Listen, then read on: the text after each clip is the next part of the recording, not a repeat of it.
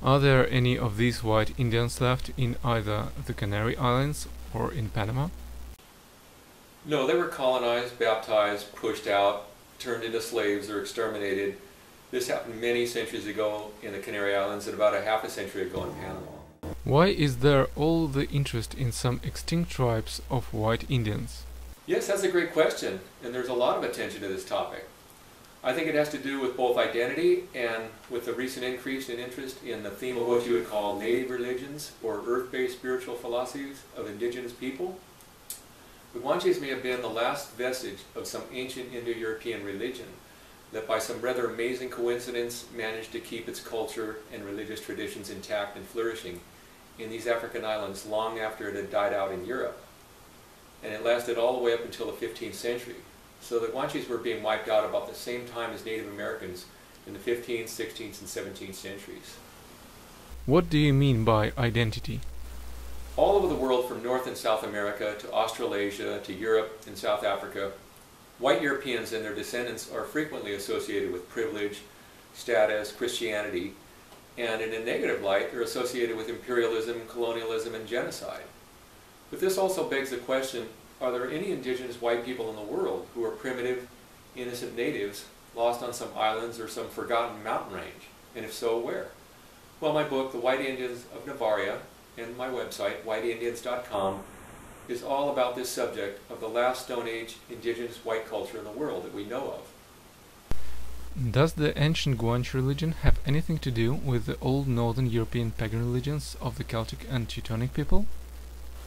In a sense, you could say that the Guanche cosmology was just a tropical version of an older example of the earth religions that people practice in northern Europe. Both the Guanches and the Celtic and the Germanic people were cousins that had once shared a common homeland, somewhere probably near the Black Sea or the Caspian Sea about 4,000 or 5,000 years ago. So by virtue of what you could call soft inheritance or symbolic ethnicity, these Atlantic island tribes were just a westward migration of Indo-Europeans, while Northern Europeans were a northward expansion of the same people. So why is the subject of white Indians so taboo in universities, bookstores, and amongst the scientific community? Because white is so often associated with privilege, and most of us have not been taught a lot about our distant past, where we came from or who we are.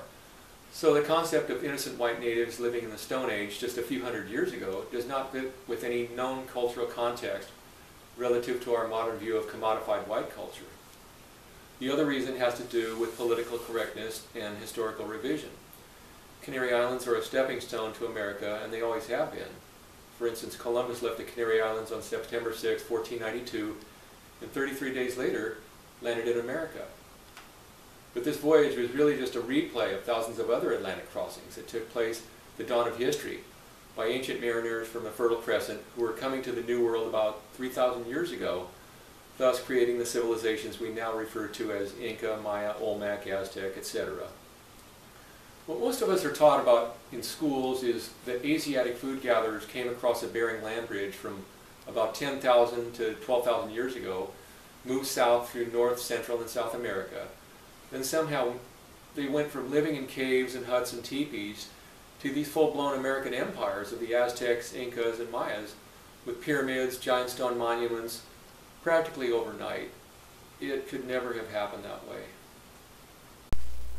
So, who built these empires in ancient America?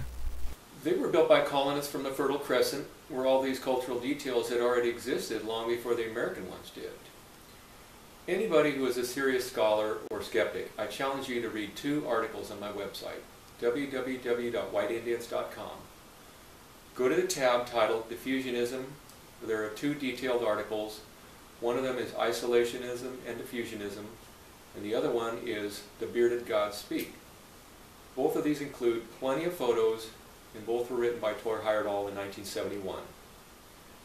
You can also find an article I wrote, The Politics of White Indians, which includes several photos.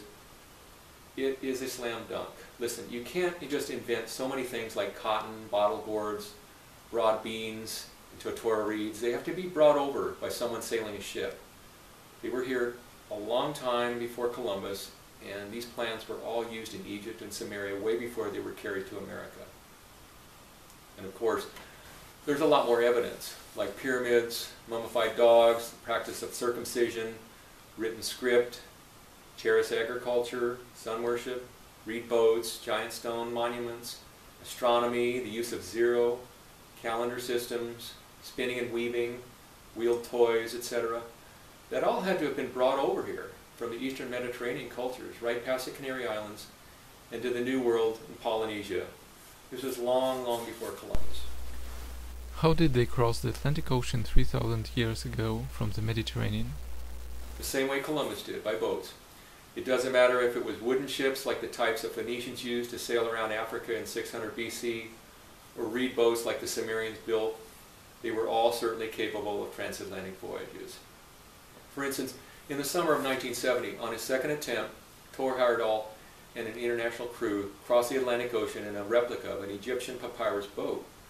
They launched it out of Safi in Morocco and sailed past the Guanche homeland of the Canary Islands and landed on the island of Barbados in the West Indies 57 days later. Rod 2, the boat that made this voyage, was built by South American Indians from Lake Titicaca, Bolivia. Heyerdahl flew them over to Morocco for this task of building these boats, and their experiment worked. Experts said the boats would sink in 2 weeks and become waterlogged, but they were proved wrong. So contrary to some opinion, you don't need a land bridge or a sunken continent or a flying saucer to transfer civilization from one hemisphere to another. Not now, not even 5,000 years ago. All you need is a paper boat or a balsa raft, or even better, a wooden ship, and some sailing experience with a healthy crew, and that's how the ancient people reached the Canary Islands, by boats. Contrary to all scientific opinions, it was perfectly possible to cross the Atlantic in an ancient type of reed boat. In studying the origins of pre-Columbian civilization in ancient America, science must, in the future, take into account the fact that it is possible that some ideas, some inspiration, might have reached the Indians of tropical America long before the dawn of written history.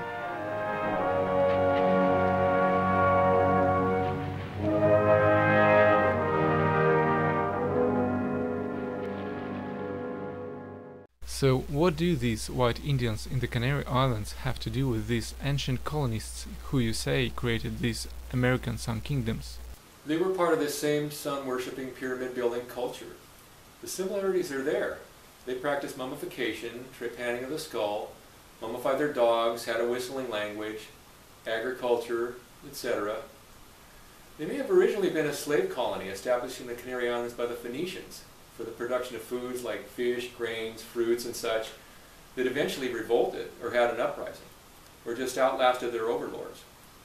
They then found paradise on these 7 islands, which is what this history is really all about, a primitive utopian archetype. It's certain then that indigenous people come in all colors, including white, so the Guanches are kind of a Darwinian image, or a missing link, metaphorically at least, between Stone Age and civilized Western man. And beyond that, they're not just human beings, they are supermen and superwomen, in a Nietzschean sense.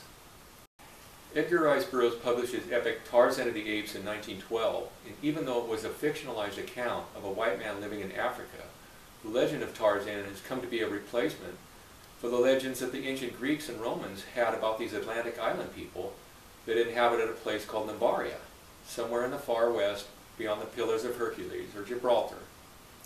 Either by accident or design, Burroughs had tapped into that Guanche theme, and Tarzan, who lived in Africa, can be seen as a fictionalized substitute for the Guanches, who lived on these African islands for thousands of years.